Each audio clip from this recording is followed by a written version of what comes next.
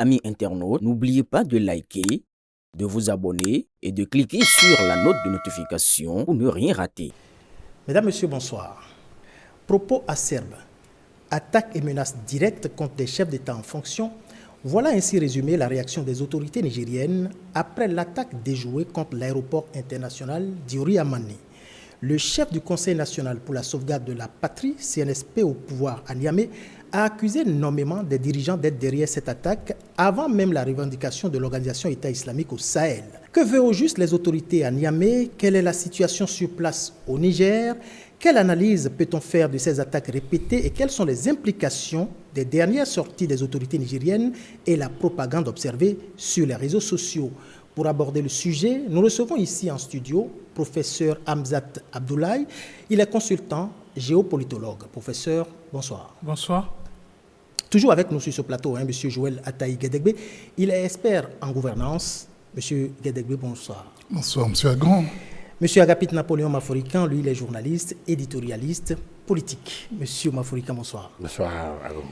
Enfin, ce soir, en duplex depuis l'État de New Jersey, c'est un État situé entre New York et Delaware.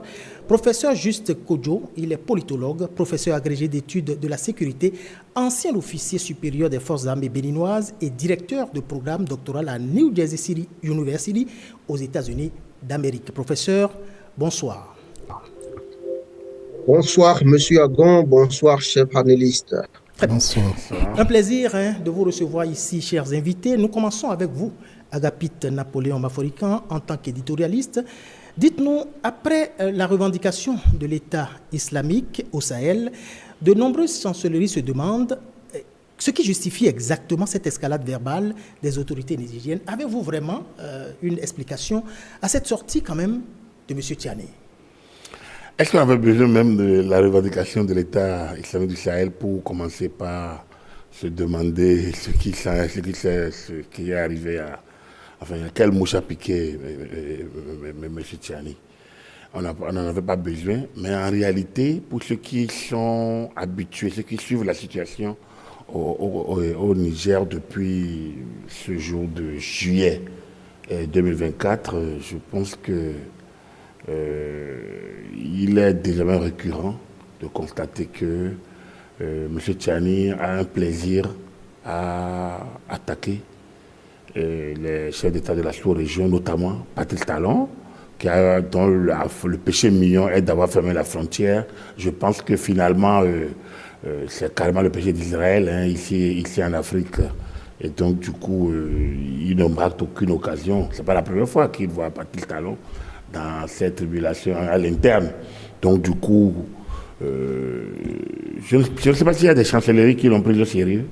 Et je ne sais pas s'il y a des Nigériens qui l'ont réellement pris au sérieux en dehors de ce qu'on a utilisé pour la propagande sur les réseaux sociaux, dans la mesure où Niamey n'est quand même pas à 2 pas de Cotonou.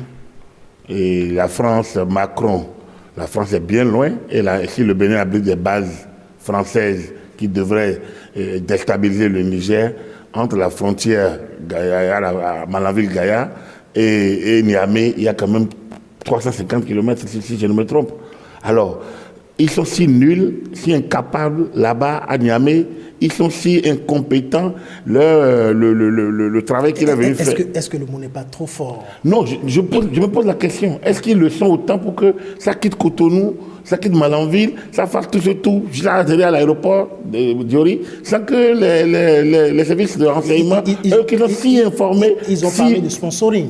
Si informés, si équipés, si instruits, même pas leur tutelle russe. Non, je pense qu'il y a un problème de gouvernance à ce niveau et de mépris. Mépris même du peuple nigérien, mépris de la communauté internationale et finalement une sorte de posture voulue pour camoufler une incapacité à l'interne. On est venu mettre de l'ordre. On est venu assurer la sécurité, on est venu mettre fin à la rébellion, on est venu rassurer les Nigériens et il se fait que de temps en temps, ce qu'on reprochait aux autres revient et on trouve que l'adversaire, on va aller chercher le bouc émissaire. Je pense que la revendication est venue juste pour montrer, enfin, comme un camouflet. Et depuis lors, je pensais qu'ils allaient faire amende honorable, mais apparemment, ce n'est pas nigérien, ça. Professeur Hamzat Abdoulaye, quel est l'intérêt d'un chef d'État comme le président Patrice Talon ou l'intérêt d'un chef d'État comme le président ivoirien de sponsoriser quand même une attaque terroriste? C'est des mots forts. Je ne suis pas sûr que... Puisqu'un chef d'État l'a déjà employé, on est obligé de revenir dessus pour en faire un débat. Oui, mais allez, on va le dire, je pense qu'un chef d'État, surtout dans ce contexte qu'on a identifié depuis 4-5 ans, hein, en commençant par le coup d'État au Mali, aucun chef d'État ne peut dans ces conditions se prononcer pour dire ou évoquer un sponsoring encore plus d'un réseau terroriste contre qui tout le monde se bat aujourd'hui dans la sous-région. Donc je ne pense pas que ces chefs d'État que vous avez cités puissent être mêlés de près ou de loin à ce qui se dit ou ce qui s'est dit à Niamey. En revanche, ce qu'on peut dire, c'est que pour moi, c'est des affabulations au sommet de l'État nigérien et c'est digne d'un film en réalité de science-fiction. Parce que constater que le général Tiani, depuis son arrivée au pouvoir, par un coup de force, il faut le signaler, est resté dans une communication agressive vis-à-vis des chefs d'État, comme vous avez bien fait de le dire dans votre introduction, des chefs d'État de la sous-région qui ne sont pas membres de la corporation AES. Mais cela se comprend aussi à travers plusieurs facteurs. Le premier facteur, il y a une rupture de confiance dès le début entre le chef de l'État béninois et le général Tiani. Et la tension n'est pas vraiment redescendue avant 2025, parce qu'avant 2025, je pense qu'on était dans un échange de joutes verbales entre les deux chefs d'État, par médias interposés, par ministre des Affaires étrangères interposés. Mais qu'est-ce qui peut expliquer ces genres de réactions auxquelles on s'habitue désormais et on se demande à l'arrivée, on ne s'embarrasse plus du tout de diplomatie, même si on est à ce niveau quand même de responsabilité? Alors, comme je le disais, la première chose, c'est au niveau donc, de la communication. Je pense qu'il y a eu une rupture à ce niveau dès le début. Et ça ne s'est pas amélioré avec le temps en réalité. Le deuxième facteur, c'est que le général Tiani est dans une dynamique aussi d'un chef d'État qui est attendu au tournant par son propre peuple. Et quand vous êtes dans cette configuration, il est important parfois d'accuser le chien de rage juste pour le noyer. Et en l'occurrence, ici, je pense qu'il a identifié ces chiens entre griffes, je mets ça vraiment entre griffes, et comme le chef de l'État béninois, le chef de l'État ivoirien sont plus proches, je vais dire, de ce partenariat traditionnel avec l'Occident, eh bien pour lui, ils sont identifiés comme des ennemis par procuration, en réalité. Des ennemis sur tous les plans, d'ailleurs, sécuritaires, économiques, et j'en passe. Et le dernier élément, c'est que le général Tiani est dans une posture aussi d'un discours de souveraineté. Et le discours de souveraineté, en réalité, se nourrit parfois de ce genre d'accusations. C'est vrai, on était dans un contexte vraiment d'émotion. C'était le même jour où cette déclaration a eu lieu suite à des attaques d'un aéroport quand même qui est en quelque sorte la vitrine de Niamey et donc du régime. Et à ce niveau, je pense qu'il s'est complètement loupé. Et ça continue finalement. Pour moi, c'est la posture surtout des chefs d'État cités qui doit être la chose la plus importante, c'est-à-dire à travers la diplomatie, parce que je pense qu'ils ont pris de la hauteur à travers les communications des différents porte-parole des gouvernements en question. Et je pense que c'est la seule issue, je vais y arriver, qu'on a aujourd'hui face à ce régime qui, pour moi, a perdu pied dans cette lutte contre l'insécurité, dans cette lutte pour la souveraineté, que j'appelle d'ailleurs souveraineté débridée, et surtout dans cette lutte à créer une sorte de cohésion avec les autres États de l'AES contre les États de la CEDEAO. Professeur Juste Kodjo, pour vous qui aviez été, avant d'être géopolitologue, vous avez été quand même officier supérieur des forces armées. Est-ce que même si ces informations-là venaient des services de renseignement, est-ce qu'il n'y a pas une façon de pouvoir évoquer ces genres de préoccupations, surtout qu'on sait que l'armée, c'est la grande muette tout de même? Oui, alors, C'est vrai que beaucoup de mes prédécesseurs, ou mes deux prédécesseurs l'ont plus ou moins mentionné, hein. La méthode, il compte pour beaucoup. C'est vrai que le régime nigérien est en mode de survie. C'est un régime d'exception. Ils ont besoin de ce populisme-là, de cette propagande, pardon, pour, disons, résister un peu ou perdurer, ou survivre. Cela dit, ce que je vais offrir ici comme ligne d'analyse, c'est que la géopolitique est un domaine très compliqué. Très, très, très compliqué, j'ajouterais. Aussi populiste que Tianissoir, aussi, disons, va-t-en-guerre qu'il semble paraître ici. J'ai un devoir, nous avons tous un devoir pédagogique, de voir un peu au-delà de ce seul événement-là. Et comme je dis, la géopolitique est un domaine assez compliqué. Vous savez, ça fait partie un peu de ce que moi j'enseigne. Et dans les types d'opérations que les armées, les grandes puissances même, je pense aux États-Unis notamment, à la Russie, à la France et toutes ces grandes puissances, les opérations appelons-le ainsi, les opérations de déstabilisation, il y en a de plusieurs sortes. Il y a les opérations, ce que nous appelons les opérations clandestines, et les opérations, le terme en anglais c'est covert. Je n'ai toujours pas réussi à trouver l'équivalent en français. Mais les opérations covert, en fait, l'objectif c'est de tout faire pour, disons, faire en sorte que l'identité du sponsor ne soit jamais révélée. Donc, même lorsque l'opération a lieu et que tout le monde se rend compte qu'il y a eu une opération, on fait en sorte que aucun indice ne puisse lier l'opération à son sponsor. Ça, c'est les coverts. Et il y a les opérations clandestines, où lorsque vous conduisez une opération, l'objectif des opérations clandestines, c'est de faire en sorte que, pour nier en fait l'existence même. Donc, que personne ne se rende compte qu'il y a une telle opération. Donc, des attaques, sponsoriser des attaques relèverait, par exemple, du domaine des coverts. Nous avons vu le cas du Mali avec des soutiens de l'Ukraine en termes de renseignement à des groupes armés au Mali. Donc, ce sont des pratiques. Est-ce que ça veut dire que ce que nous avons vécu actuellement au Niger rentre dans ce cadre-là? Je ne saurais vous le dire. Je suis scientifique, je fonctionne sur la base des preuves. Le général Tiani n'a apporté aucune preuve, mais malheureusement, personne n'a la preuve du contraire non plus. Donc, moi, je suis toujours très prudent quand il s'agit de ces domaines-là. Le praticien en moi, c'est que ce que nous voyons, ce qui se joue dans le public n'est pas toujours la réalité. Cela dit, votre question, c'est de savoir si un chef d'État d'un pays comme le Niger devrait, sans avoir attendu les enquêtes, sans offrir aucune preuve, venir faire de telles déclarations.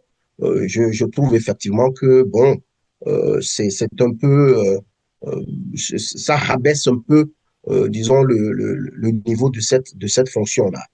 Mais la dernière chose sur laquelle je vais insister, c'est ce qui va compter, c'est à deux niveaux. C'est la perception que l'individu Tiani a de la menace. S'il est convaincu que ces trois ou les gens qu'il a indexés sont à la base de cette attaque, ça veut dire que lui aussi, il va contre-attaquer. Et donc, c'est ça, c'est ce qui est important. Faut pas négliger, il a beau avoir tort, s'il le croit, si c'est ça sa perception, il faut donc s'attendre à ce qu'il fasse quelque chose aussi. Et l'autre chose, c'est M. Mafoïtan qui l'a dit. Qu'est-ce que vous voulez dire concrètement par là? Parce que c'est important quand vous évoquez ces genres de réflexion, puisque dans son développement aussi, effectivement, je n'ai pas envie de reprendre les mêmes thèmes que lui, mais on a bien le sentiment qu'ils ont envie de réagir quelque part. Exactement, et c'est ce qui devrait nous préoccuper. En tout cas, personnellement, moi, je suis préoccupé quand quelqu'un, sans attendre aucune enquête, fait des déclarations comme ça, aussi incendiaires que puissent paraître ces déclarations, aussi insensées qu'elles puissent paraître, il est en position d'agir. et nous ne savons pas quelle sera sa réaction. Et donc, on peut le traiter comme un fou, un malade mental, et ne rien faire et se laisser surprendre, ou alors se dire, ah, attention, s'il le pense réellement, qu'est-ce qu'il pourrait faire et comment fait-on pour se mettre à l'abri de quelque chose qu'il pourrait faire. J'espère que dans les développements que nous aurons aujourd'hui, que nous pourrons aborder ces questions, et j'espère aussi que nos dirigeants sauront prendre la mesure de la chose. Monsieur Ataï Guédébé, nous allons aborder la question de la gouvernance avec vous, à ce niveau-là précisément. Mais avant d'aborder ce volet-là, j'aimerais bien savoir, est-ce qu'il faut s'attendre réellement à une réaction de la part des autorités nigériennes lorsqu'à la fin de ses propos, le général Tchiani disait clairement qu'ils vont rugir? Vous n'avez pas imité sa prononciation, mais on a compris. Oui, bon, enfin. Disons qu'on était tenté d'en rire, mais c'est quand même préoccupant, c'est sérieux, qu'il y ait cette espèce de fixation, donc qui ne décolère pas. Que le Bénin, voisin ou ancien ou allié éternel du Niger, ait pu pactiser, selon le narratif en vogue au Niger, ait pu pactiser pour en finir avec le peuple frère du Niger. Ça a servi le temps que ça a pu servir. Et puis, il a fallu maintenant démontrer que c'était pas que ça. C'était pas que ça, c'est donc une volonté pernicieuse, systématique, avec un réseau d'obligations, d'alliances, et on cite donc les trois mousquetaires de cette espèce de parodie qu'on veut nous faire passer pour une chose bien élaborée, bien coordonnée. J'étais tenté de me demander quel était l'intérêt, non pas de chacun des trois présidents ou chacun des trois États pris séparément, mais comment y a-t-il cette jonction d'intérêt à ce point pour aller aussi loin que ça? C'est une question que je voudrais qu'on garde présente au débat. Et j'entends très bien ce que Hamzat a dit, le populisme, Agapit l'a rappelé tout à l'heure. Donc, face à l'impréparation de ce coup d'État, de cette arrivée au pouvoir, on découvre tout d'un coup qu'il faut quand même en donner à la population. Il y a, hélas, le thème en vogue, le panafricanisme, dont on se réclame brusquement, au point même d'aller jusqu'à une confédération des États du Sahel, l'Alliance des États du Sahel pour le dire plus précisément.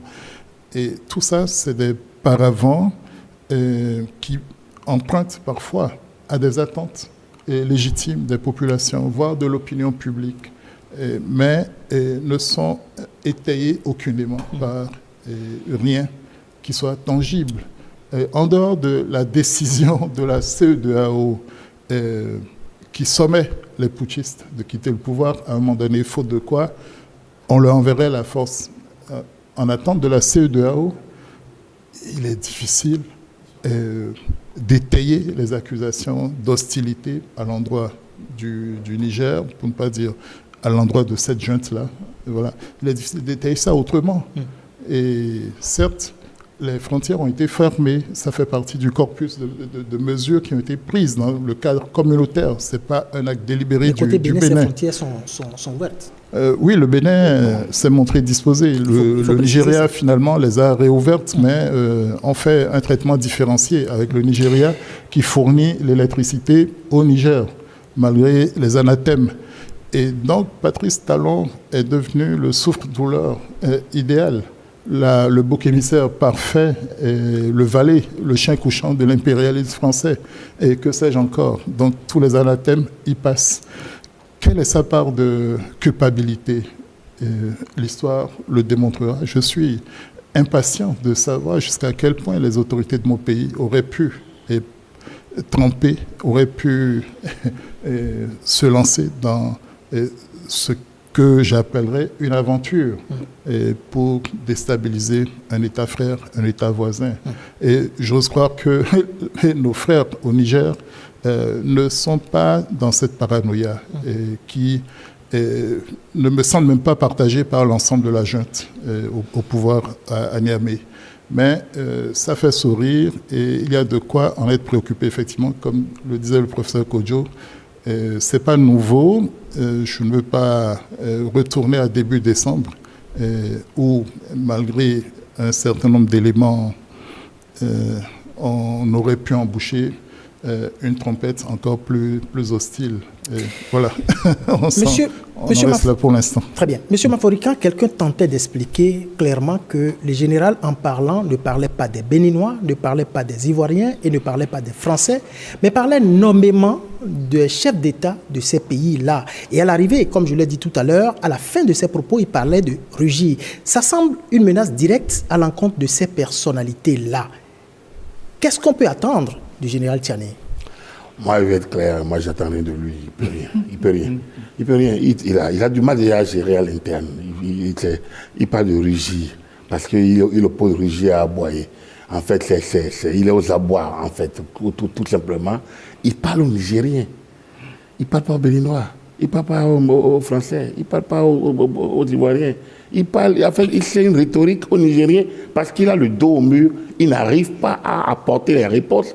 Il est en train d'échaurer les Nigériens du point de vue social et économique. Il n'arrive pas à apporter les réponses qu'il doit aux problèmes réels. Il n'en a même pas. C'est une aventure qu'ils ont tentée et qui s'enlise, mais ils essayent de tenir, je ne sais pas jusqu'où ils peuvent le faire.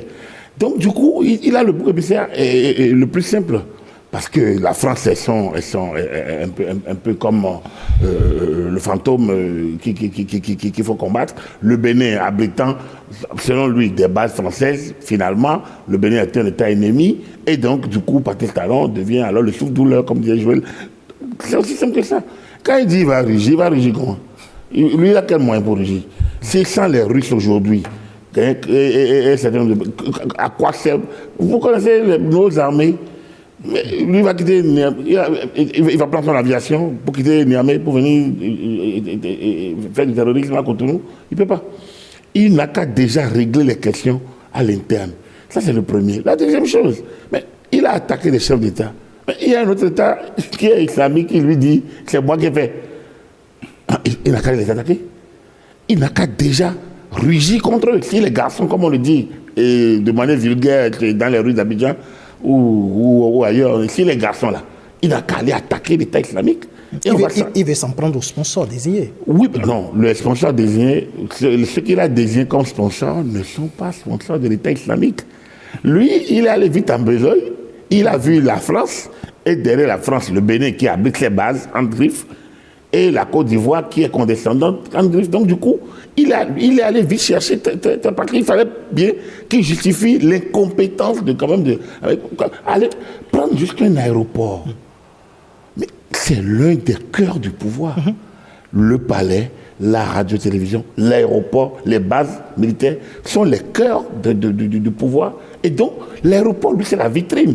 Et pour quelqu'un qui exhibe sa poitrine comme, un peu comme Matamor, fait comme s'il contrôle tout, mais c'est quand même un échec cuisant que dans la capitale, à Niamey, là, au cœur du pouvoir, qu'on puisse venir même et agir, même si c'est pour 5 minutes, le fait même que ces renseignements aient pu être incapables de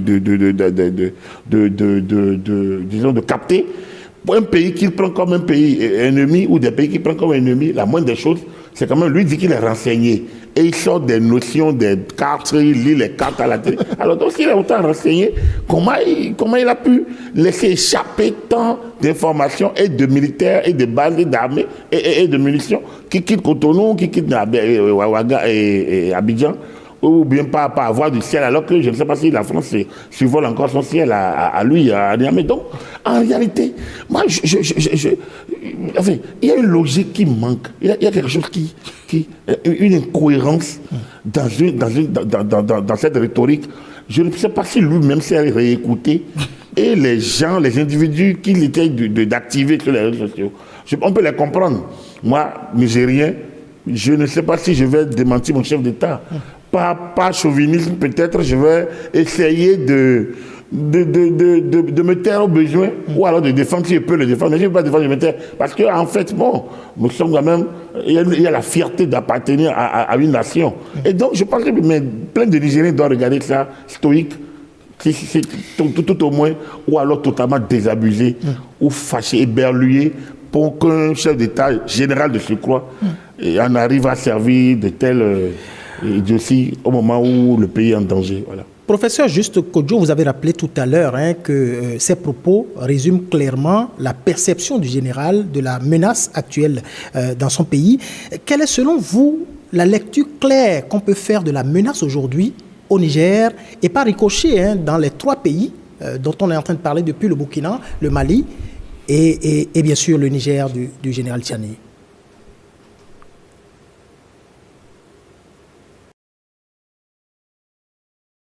Monsieur Agon, il y a 1 an et demi, je crois que j'avais partagé la tribune avec vous. J'ai publié une tribune sur cette question entre le Niger et le Bénin.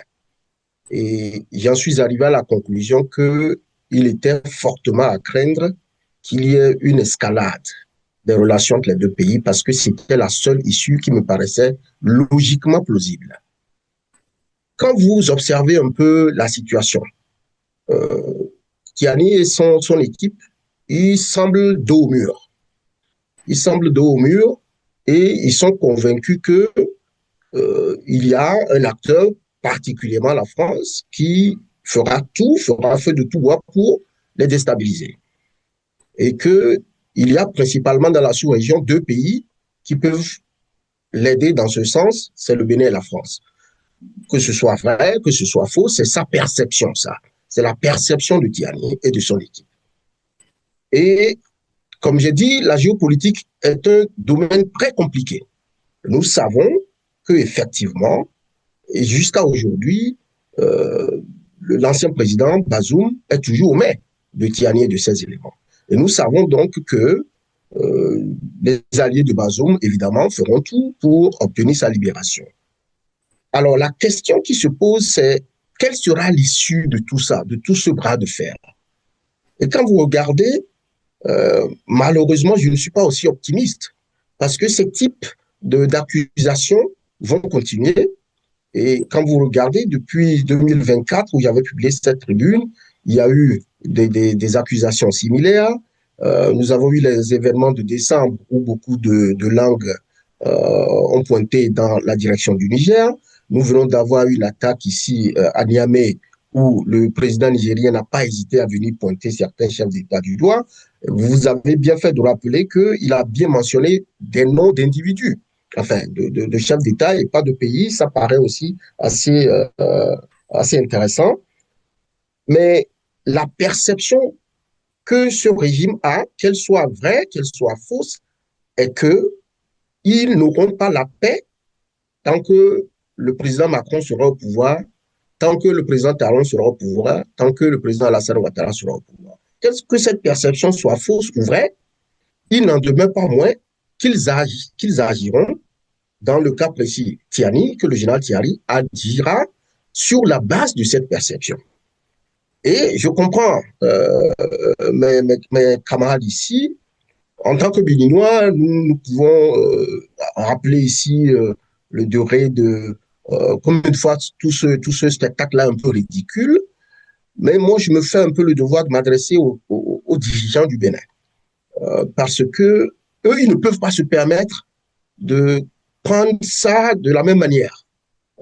Comme je dis, ayant pratiqué un peu ces milieux, voilà, beaucoup de choses sont possibles. Je comprends disons, le scepticisme de M. Mafolican par rapport à ce que Tiani pourrait faire. Nous ne savons pas. Une chose est claire, Tiani ne peut pas venir envahir le Bénin. Tiani ne peut pas aller attaquer la France. Mais il y a certainement des choses que Tiani peut faire pour rendre la tâche difficile au Bénin, sur beaucoup de plans, que ce soit le plan de l'information, que déstabiliser un pays ou faire mal à un pays, ce n'est pas nécessairement l'usage de la force. Et donc, c'est ce qu'il faut, en tant que quelqu'un qui conseille, moi j'étais à conseiller le gouvernement béninois, c'est de dire, faites quelque chose qui aille au-delà de voilà, les prendre juste pour des gens qui sont en train de faire du populisme pour s'éterniser ou enfin pour garantir leur suivi politique au Niger. Et donc, l'autre chose qu'il est important d'intégrer, c'est que aujourd'hui, le contexte sahélien, nigérien en particulier, ce n'est plus seulement entre le Bénin et le Niger et la Côte d'Ivoire. C'est désormais entre les grandes puissances, telles que la France, telles que les États-Unis, telles que la Russie. Et donc, ce que le Bénin, le Niger, ou le président Talon, le président Tiani auraient pu régler en tête à tête, aujourd'hui, ce n'est plus possible. Quelle que soit la bonne volonté de ces deux chefs d'État de trouver des solutions, on ne peut pas ne pas prendre en compte les intérêts français, les intérêts russes, les intérêts américains dans la recherche de solutions. Donc, ça complique davantage la situation. Et donc, j'incite vivement, j'espère que le gouvernement béninois va aller au-delà un peu de ce que nous entendons ça et là. Pendant qu'il y a quand même une fixation sur la France, on remarque quand même sur le terrain depuis l'arrivée au pouvoir du général Tiani et de ses compagnons, il y a quand même assez de victimes du côté du Niger. Professeur Hamzat Abdoulaye, quand vous avez suivi tout à l'heure la réaction de votre prédécesseur, il semble montrer que, en fait, la façon de voir les choses du côté de Niamey, ce n'est que le cadran Paris, Cotonou, Abidjan. Ça se résume à ça? Alors c'est très complexe parce que en prenant sous cet angle, ce serait trop facile de dire c'est le cas. Parce qu'il faut prendre en considération beaucoup de facteurs. Déjà, je pense que le Niger, véritablement, le Niger du général Tiani est englué dans un engrenage en réalité sans fin. Vous allez être d'accord avec moi quand je dis on ne déstabilise pas un État avec 30 personnes. Donc on peut déjà sur cette base identifier le mode opératoire de ces assaillants. En réalité, moi je les appelle des assaillants parce qu'il faut beaucoup plus pour déstabiliser un État. Un État déjà c'est constitué d'institutions importantes. C'est vrai, je disais l'aéroport c'est la vitrine du pays, mais on l'a déjà vu en 2024, le même mode opératoire à l'aéroport militaire du Mali, de Bamako. Donc c'est pour dire que le Niger de Tiani est véritablement englué dans un piège sans fin. Et à chaque fois, il faut identifier l'ennemi, parce que ça souligne déjà qu'il y a une faille sécuritaire.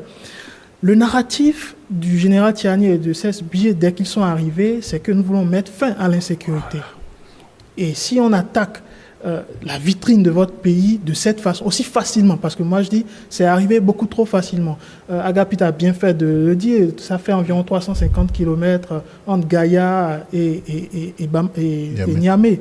Donc c'est une véritable faille sécuritaire qui démontre une nouvelle fois que la raison numéro une pour laquelle le général Tiani et ceux qui sont à sa botte finalement sont arrivés au pouvoir, eh bien ça ne marche pas, ça ne fonctionne pas.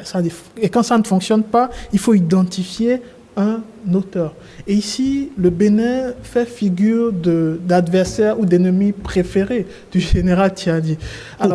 Pourtant, ces djihadistes qui ont attaqué l'aéroport ne venaient pas de la zone des trois frontières, le Bénin, le Niger et le Burkina. Exactement. Ils sont venus plutôt de la zone des trois frontières côté Mali, Burkina et Niger.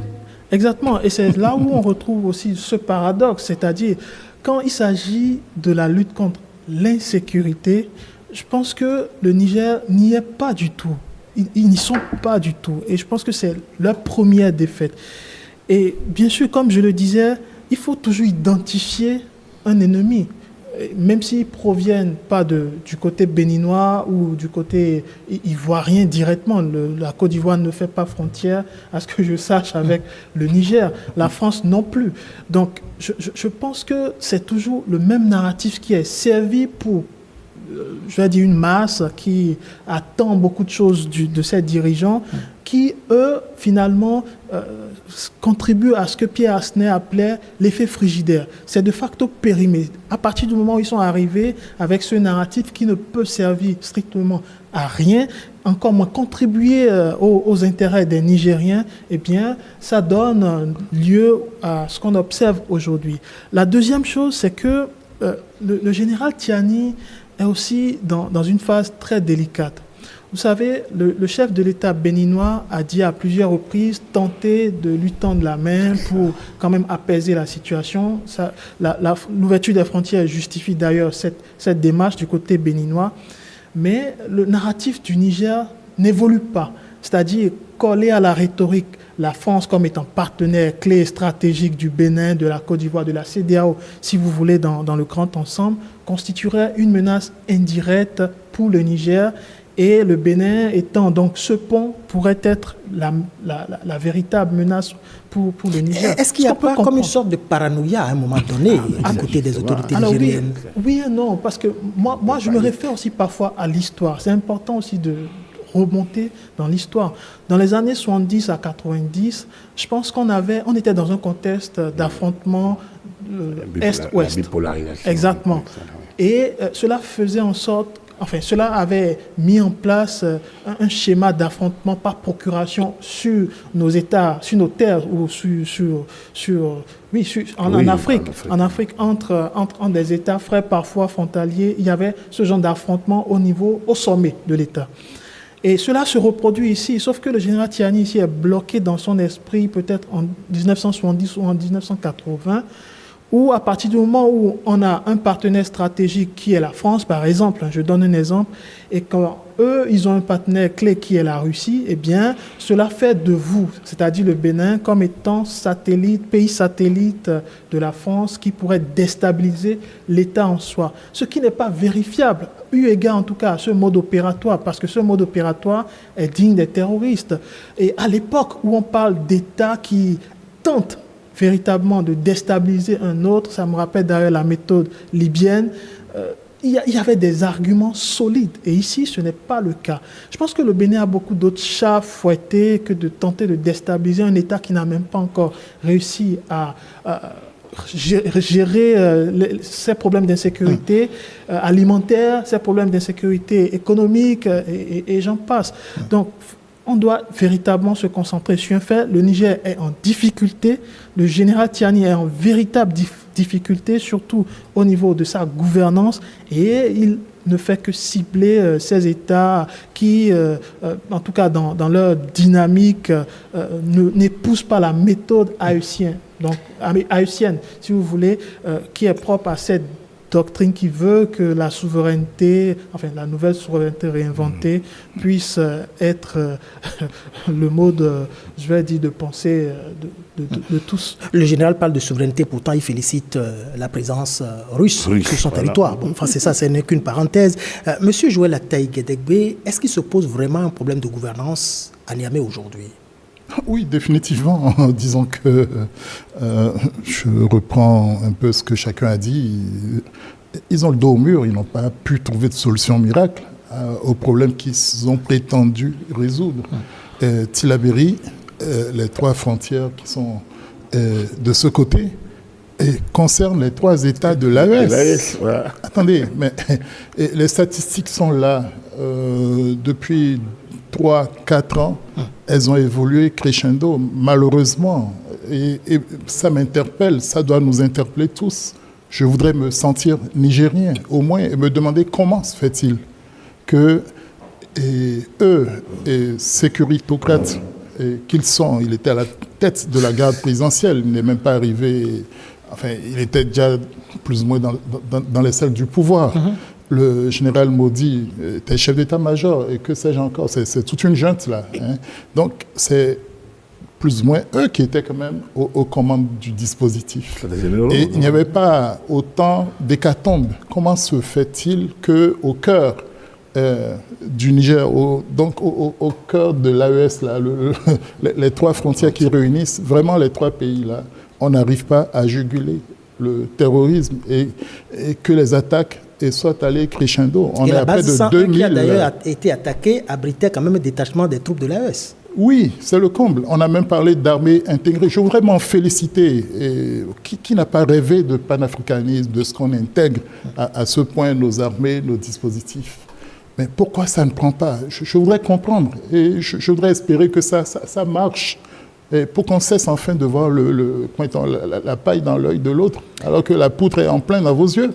Et les trois frontières qu'on a entre Burkina, Niger, Bénin, et sont aussi l'objet d'attaques terroristes. Et c'est facile. La criminalité transfrontalière ne demande pas mieux que ce pain béni des frontières pour passer d'un côté et de l'autre. Et il n'y a que la coopération pour commencer à coincer les gens. Mais bizarrement, et c'est ce que M. Tiani refuse absolument, le Bénin avait été signataire d'un accord de coopération militaire avec le Niger et reconnaissait, était demandeur de l'expertise nigérienne en matière de lutte contre l'insécurité. Où est-ce que tout ce capital-là est passé? C'est une des premières choses qu'ils aient faites en arrivant au pouvoir. Ils ont dénoncé cet accord-là. C'est leur droit. Le Burkina a cru devoir leur emboucher, leur emboîter le pas. Mais c'est quand même dommage que, avec ces outils, fût-il noyauté par la France qu'on voit toujours en toile de fond, ou bien qui ne sait pas non plus se tenir à bonne distance, il faut pouvoir le dire et attirer l'attention de nos dirigeants et sur leur fréquentation, sur les liens qu'ils tissent en notre nom. C'est très compliqué et je suis d'accord, il faut qu'on n'oublie pas, comme a dit le professeur Kodjo, que la géostratégie s'est convoquée dans notre affaire. Ce n'est pas seulement nos relations bilatérales, il y a une surdétermination de l'adversité et il y a des narratifs qui sont parfois délirants. On vous donne des coordonnées topographiques qui tombent à nulle autre part ailleurs. On vous cite des choses de manière savante, mais qui ne résistent à rien. Moi, je ne suis pas militaire, mais que le général Tiani se présente comme stratège et conseille au Bénin de reculer de la frontière pour laisser une profondeur stratégique qui permettrait de voir venir les terroristes. Est-ce que ce n'est pas cynique? Est-ce que ce n'est pas perfide comme conseil à un voisin, à un frère qu'on voudrait aider? Est-ce que ce n'est pas une manière de vouloir déverser le trop-plein qu'on n'arrive pas à combattre là-bas vers le voisin? Je me demande. Nous allons faire un dernier tour de table et ça va être aussi la conclusion de chacun de vous, en commençant par M. Agapit Napoléon Maforican. On ne peut pas faire ce débat en ignorant complètement le volet financement du terrorisme, puisque le général Tiani parlait de sponsoring, un peu comme pour dire qu'il y a un financement derrière. Vous vous rappelez, les Émirats arabes unis ont eu à payer en octobre dernier seulement, au JNIM, 50 millions de dollars paiement de rançon pour la libération de l'un de leurs ressortissants, un ancien général d'armée. Quand on regarde ça, le Bénin a-t-il les moyens de jouer à ce jeu? Non, le Bénin ne joue pas à ce jeu. Moi, heureusement, je ne suis pas scientifique comme le docteur, le professeur Kodjo. Et moi, je suis éditorialiste, donc j'affirme et je soutiens et j'argumente. Aussi simple que ça, le Bénin ne finance pas le terrorisme. Le Bénin n'est pas un État terroriste. Et on n'a pas ce temps. On n'a pas ces moyens et même notre positionnement géopolitique ne nous permet pas de le faire. On a le Togo, on n'a jamais abrité des gens qui perturbent le Togo. On a le Nigeria, on n'a jamais eu ce problème. Même quand le Nigeria a fermé ses frontières, on est resté zen, on a gardé de bonnes relations. En haut, on a le Niger, le Burkina, on n'a jamais eu ce problème. Même avec la situation de l'île de l'été, même avec les difficultés qu'on a connues, le Bénin ne finance pas le terrorisme. Le Bénin n'abrite pas de base française, le Bénin n'a jamais abrité, alors que des grands pays l'ont fait, des pays autour l'ont fait. Et les instructeurs français et américains qui étaient au Niger, justement, qui permettaient au Niger de maîtriser et de juguler ces attaques, quand ils les ont chassés, ils voient aujourd'hui concrètement les effets. C'est cette situation que Tiani n'arrive pas. En fait, je ne sais pas si c'est la honte enfin, j'ai pas envie d'utiliser cette expression, mais c'est une capacité de reconnaître qu'on a perdu. Et comme il ne peut pas reconnaître, il a chassé les instructeurs, mais eux font partie de ceux-là qui ont été formés, justement. Alors, s'ils ont été incapables de juguler, ils ont eu recours à des bases étrangères. Ils chassent les bases. Ils n'arrivent pas à maîtriser, à circonscrire la situation. Quand ils parlent de sponsors, mais qui a des sponsors sur son territoire? C'est lui. C'est lui qui a fait appel aux Russes. Mais nous, on n'a pas de problème avec les Russes.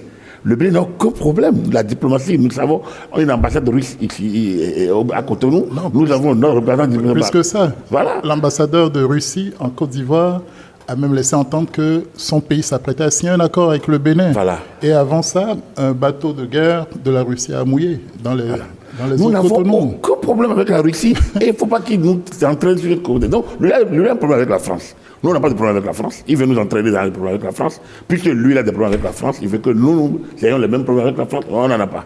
Avec la Russie, on n'en a pas. Nous, on n'a pas de terroristes, on n'a pas d'otages quelque part pour aller payer. Peut-être que je me trompe. Et on n'en abrite pas non plus. En réalité, on est un tout petit pays tranquille que des gens perturbent, que nos modèles perturbent. Ce qui s'est passé le 7 décembre, on n'en a pas parlé. Alors, et si c'était une anticipation de ce qu'on pourrait retrouver, que certains ont la main dans cette affaire-là, et on se dit, bon voilà, on va rugir, peut-être qu'on a déjà tenté de rugir plus tôt. Donc du coup, moi je pense que la géostratégie ne peut pas permettre à ce qu'on laisse ses voisins-là dire n'importe quoi. Seulement, le seul problème, c'est que répondre à Tiani, c'est faire son jeu. Et c'est pour ça que moi je salue la posture des dirigeants africains, notamment le Bénin, comme toujours, Patrice Talon, depuis qu'il a dit il y a un temps pour la guerre, il y a un temps pour condamner, il y a un temps pour comprendre. Depuis qu'il a dit ça, il a eu une autre posture vis-à-vis de la situation. Mais je pense que lui, c'est le plus grand problème. Tiani a dit, Talon veut un troisième mandat, c'est pour ça qu'il fait ci, il fait ça. Talon veut partir. Il a eu tout faux. Maintenant, il dit que ça vient de Cotonou. Enfin, j'accuse Macron, Talon, et ça vient du côté où ils sont trois États. Ils n'ont pas été en mesure de circonscrire cette affaire. Donc, du coup, quand on fait ce point, est-ce qu'on a besoin encore même de parler de financement du terrorisme? En réalité, est-ce que ce n'est pas l'incapacité des dirigeants à apporter des réponses qui fait qu'on va aller chercher, on va aller trouver des sponsors à une situation qu'un État responsable et souverain devrait pouvoir gérer? Moi, je continue de penser, Tiani a tellement de problèmes qu'il ne peut pas venir intervenir chez nous. Donc, nous, on ne peut pas faire. Si lui doit quitter Niamey pour venir à notre frontière, avec quels moyens là, il n'a qu'à gérer ça, déjà pour régler les problèmes sociaux. Maintenant, si c'est pour perturber à l'interne, je pense que nous, on a le monopole aussi du terrorisme. Donc, je pense que là, on saura répondre à ça. Parce que nous aussi, on a un État quand même souverain, avec des gens bien formés. Et ce qui se passe au point triple, je finis par là, ce qui se passe au point triple, on nous a laissé.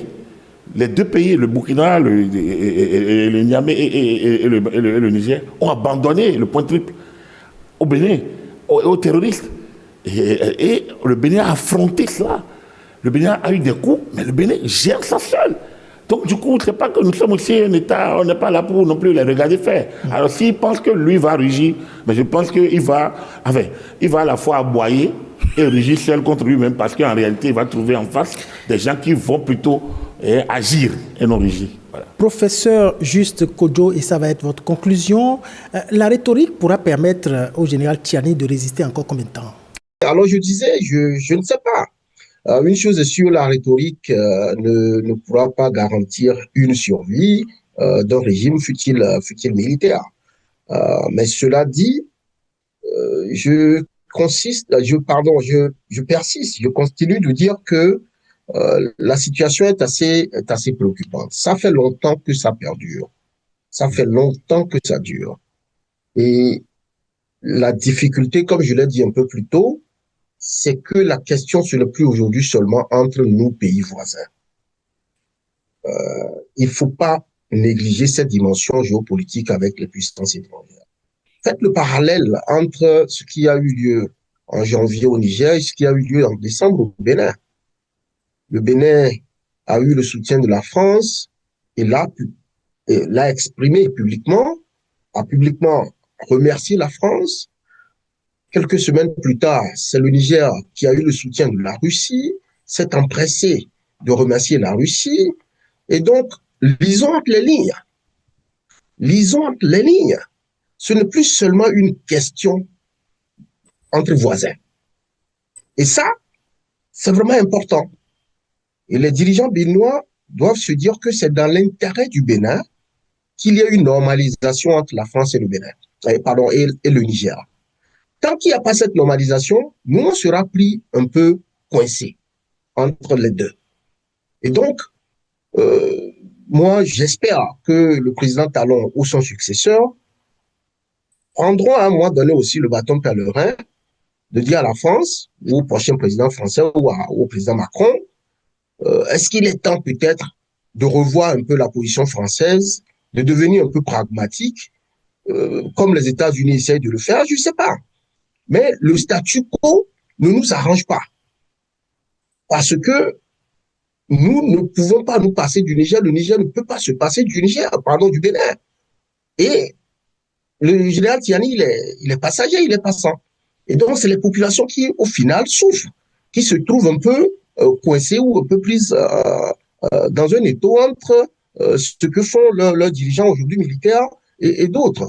Donc, moi, je crois et j'en appelle vivement au gouvernement béninois pour que, comme disent les Américains, we gotta think outside the box. On ne peut pas se contenter de continuer à faire ce qu'on fait. Il faut penser au-delà de ce qu'on a l'habitude de faire. Et ici, la question avec les puissances étrangères ne nous facilite pas la tâche. Il faut que nous puissions le reconnaître aussi. Nous savons tous les questions géopolitiques qui se jouent entre ces puissances, aussi bien en Afrique qu'en Europe, qu'ailleurs.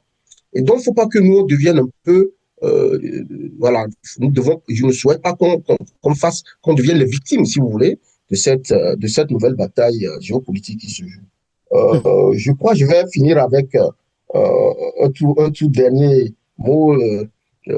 Monsieur Ataï Guédébé parlait d'un exemple que le général Tiani donnait, ou un conseil qu'il donnait au Bénin, que les forces ou les positions béninoises puissent reculer de la frontière pour avoir de la profondeur stratégique. Le praticien à moi et les informations que j'ai me permettent de dire que ce n'est pas tout à fait con. Ce n'est pas tout à fait con. Tiani a beau être tout ce que nous lui avons collé ce soir et nous continuons de lui coller, a raison. Bon, ce point particulier a été pris en compte, en tout cas à plusieurs niveaux suivant mes informations. Et voilà, c'est en train de payer, c'est en train d'aider. Donc, nous n'avons pas intérêt à continuer ce bras de fer-là avec nos voisins, mais ce bras de fer ne pourra pas être résolu si, à un niveau plus haut que nous, certaines puissances ne décident pas de ramener la balle à terre et d'explorer des voies de pragmatisme. Merci beaucoup, professeur. Avant de vous laisser partir, je voudrais rappeler quand même votre concept Consancratie, ce modèle de gouvernance que vous avez imaginé, le fruit de votre réflexion. Est-ce que vous pouvez nous faire une petite parenthèse là-dessus, juste en 2-3 phrases? 2-3 phrases, c'est qu'il nous faut dans nos pays africains un modèle politique adapté à nos réalités. Nous ne pouvons pas nous contenter d'importer simplement et de copier. Et Consancratie propose de nouvelles institutions, dont l'une est l'organe suprême de régulation de la gouvernance publique, qui aiderait, par exemple, dans un contexte comme celui-ci, là, à avoir un organe qui puisse servir un peu d'arbitre dans nos pays lorsqu'il y a des dissensions politiques entre les différents organes politiques et mettre le consensus au cœur de la gouvernance, au lieu de la règle de la majorité brute, mais plutôt mettre le consensus, c'est-à-dire la convergence des intérêts, des positions de divers groupes et de diverses entités. Donc voilà un peu l'idée de Consancratie. Ça va être difficile de décrire en quelques phrases, mais j'exhorte les uns et les autres à aller lire, c'est gratuit, le livre est gratuit, j'ai publié des articles dessus. Voilà, merci encore une fois pour la publication, la promotion gratuite. Je vous en suis vraiment reconnaissant. Nous aurons l'occasion de revenir sur ça au cours d'un entretien, ça je vous le promets. Merci à vous, professeur, et très bonne journée. Nous allons revenir ici en studio rapidement. Professeur Hamzat, qu'est-ce qu'il faut pour qu'on revienne à l'ancienne relation entre le Bénin et le Niger, cette bonne relation qu'on avait où la circulation était saine?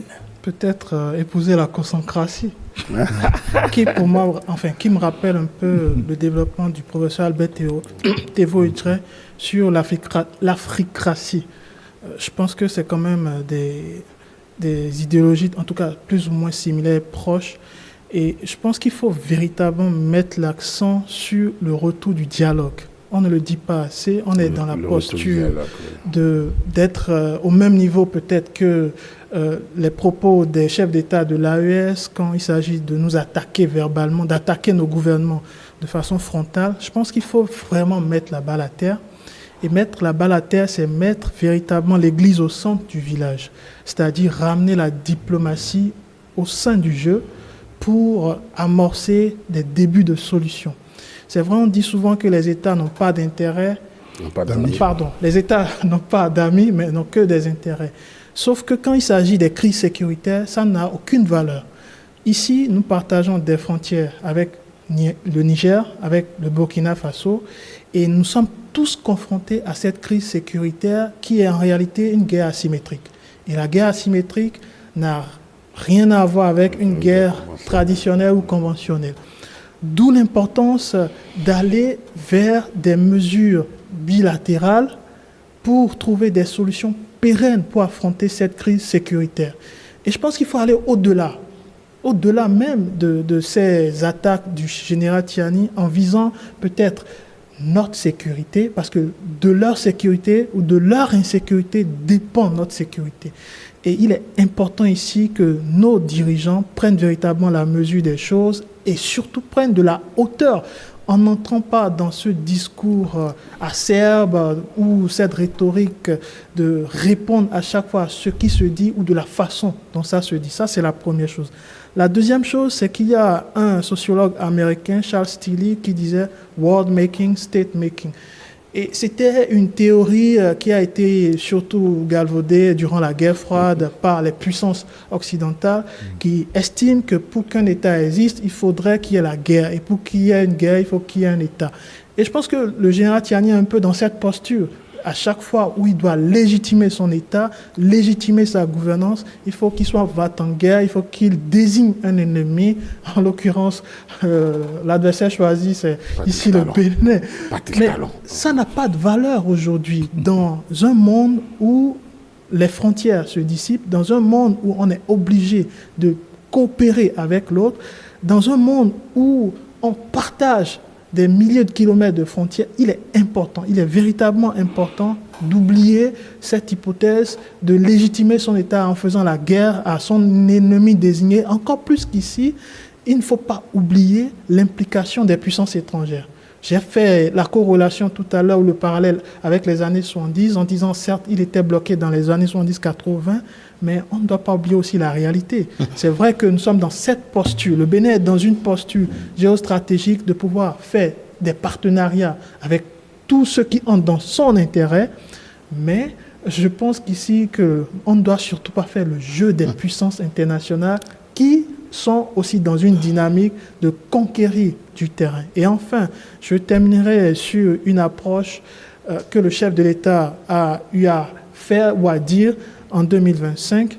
Ici, il n'y a pas d'État. Ici, on n'est que des frères. L'État nigérien, le peuple nigérien est un peuple frère. Et n'oublions pas que les peuples n'ont jamais attendu les États avant de mener des échanges. Et ce sont eux qui souffrent aujourd'hui de cette guerre au sommet, de ces affrontements entre nos dirigeants. Donc il est important ici que les dirigeants, autant qu'ils soient, peu importe les enjeux, qu'ils puissent se concentrer sur l'essentiel que sont les populations. Monsieur Joël Ataï-Gedegbe, c'est vous qui allez conclure carrément ce débat, je vais dire. Est-ce qu'aujourd'hui, vous avez l'impression, vous avez le sentiment qu'on peut revenir à cette habitude qu'on a laissée entre le Bénin ou le Niger, où il y a une certaine facilité à se rendre au Niger, il y a une certaine facilité à venir à Cotonou? Oui, il faut continuer d'en rêver, de ne pas désespérer. Nous sommes meurtris, moi-même qui parle de la famille de l'autre côté tous les matins. Voilà, c'est une réalité qui est tenace. Au niveau du fleuve Niger, il y a, Dieu merci, pas autant de noyades qu'on pouvait craindre parce que les gens, par-dessus tout, essayent quand même de braver cette fermeture des frontières parce que les liens sont tels qu'on ne peut pas se passer l'un de l'autre. Il est hélas dommage que le général Tiani et le président Talon ne se connaissent pas, n'aient pas eu l'occasion de se voir autrement. Lui, il était peut-être dans la silhouette du président Bazoum, dont on ne parle plus beaucoup. Il est lui aussi leur otage dans le camp ou à la présidence là-bas. Et on ne sait pas trop qu'est-ce qu'ils attendent pour le libérer. Est-ce qu'ils veulent en faire une monnaie d'échange contre la garantie qu'ils ne seront pas attaqués par la France pour les déloger? Peut-être que le président Macron devra mettre un peu plus d'eau dans son vin interventionniste. Non, je dis peut-être. Alors, quand j'en viens à la sous-région, peut-être qu'à un moment donné, on a souffert de ne pas avoir cette go-between. Le hasard a fait que quelqu'un comme le président John Mahama est arrivé aux affaires. Il a beaucoup bourlingué avec Jerry Rawlings. Il s'est fait fort d'aller même dans ces pays de l'AES. Le Sénégalais Diomaye Faye ne l'a pas moins essayé, mais a moins de légitimité peut-être. Et j'en étais à espérer qu'une dynamique sous-régionale vienne un peu de là pour faire entendre raison aux uns et aux autres, pour faire baisser l'escalade. Et nous avons un cadre commun qui était l'initiative d'Accra contre la question de l'insécurité. Pendant longtemps, on a dit, peut-être faudrait-il que le professeur Kodjo, militaire dans une vie antérieure, nous donne rapidement son avis par rapport à cet outil qu'on a essayé de mettre en place. Et que le putsch nigérien... oui, voilà. Les pays du Golfe ont essayé de le faire en coopération avec les pays du Sahel pour adresser la question du terrorisme. C'était peut-être pas suffisant. Mais aujourd'hui, on passe par perte et profit tous ces efforts, pendant qu'il y a des efforts pressants de nos fameux partenaires aussi pour s'en mêler, peut-être de bonne foi. Mais à être trop présent aussi, ça envoie, ça ressemble au chiffon rouge que certains ne voudraient pas voir. Donc, il faut quand même qu'on puisse revenir fondamentalement au dialogue par tous les moyens. Et j'en finirai en regrettant que la médiation des chefs d'État béninois, des anciens chefs d'État, Yahi et Soglo, soit resté suspendu, n'ait pas été relayé par les anciens chefs d'État du Niger, que sont Issifou, qui a commandé, qui a dirigé, le général Tiani, que ce soit Maman Ousmane, qui a subi lui-même un coup d'État au début du renouveau démocratique nigérien, mais qui a applaudi ce coup d'État. Et voilà aussi les contradictions dans lesquelles on baigne. Et enfin, on ne le dit pas, mais le fameux corridor Lomé, Ouaga, Niamey, surtout le tronçon Ouaga-Niamey, n'est en rien sécurisé. C'est en pleine zone AES, où les camionneurs, les transporteurs subissent le coût de cette insécurité, sans parler même des militaires qui ne sont pas assez bien équipés. Je voudrais qu'on adresse toutes ces questions-là ensemble et qu'on voit, chemin faisant, comment mieux nous intégrer. C'est possible. Et peut-être que nos dirigeants chez nous, en balayant devant notre porte, n'en ont pas fait suffisamment. Il me semble qu'il faut aller réouvrir d'autres portes. On a vu le jeune Idriss, le président Déby Junior, excusez de l'appeler comme ça, aller à Paris, tomber dans les bras de Macron, vous voyez, après avoir renvoyé les troupes françaises du Tchad. Donc, il est peut-être possible qu'un jour, tout ce monde-là se serre la main et fume le calumet de la paix pour le retour au temps d'antan, au temps béni d'antan. Place donc enfin aux diplomates. Merci donc à vous, chers invités. Il faut rappeler que l'attaque met en lumière la menace djihadiste au Sahel et les défis sécuritaires auxquels sont confrontés les États de la région. Elle relance également le débat sur les stratégies de coopération internationale en matière de sécurité et la stabilité politique au Niger. De nouveaux affrontements ont été signalés au Niger dans un camp de la garde nationale dans l'ouest du pays. Des combattants de l'État islamique au Sahel auraient attaqué le camp et occupé les casernes pendant un bon bout de temps. Allez, ce n'est que ça, hein. Le verre est dans le fruit. Mesdames, Messieurs, c'est la fin de cette émission. Je sais que, on a encore beaucoup à dire sur le sujet. On va certainement revenir sur ce volet très prochainement pour aborder la question de manière plus globale, pas que seulement sur le volet Niger, mais pourquoi pas l'orienter aussi sur le Burkina, sur le Mali et analyser. Merci à toutes et à tous. On va se retrouver très bientôt.